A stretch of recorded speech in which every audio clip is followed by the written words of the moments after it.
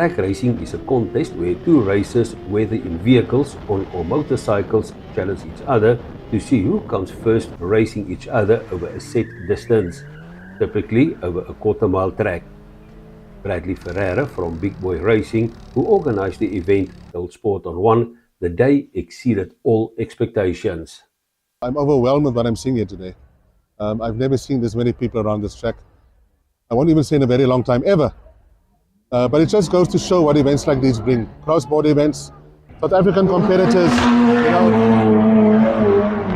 the vibe is just electric around here. The racing is awesome. The spectators are having fun.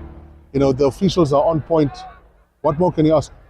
The race-hungry audience did not leave disappointed as dragsters give it their all, with some racers going that extra mile from the start, with event entrants and spectators alike.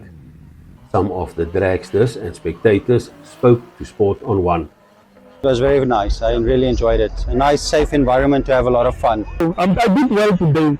I was targeting a 10, sub 10, and I got a 10.9. I mean, my dad used to take part in the drags as well. Jaco Kotze, shout out to him, Dad. But this is absolutely amazing. I love the vibe, eh? You Namibians are just awesome.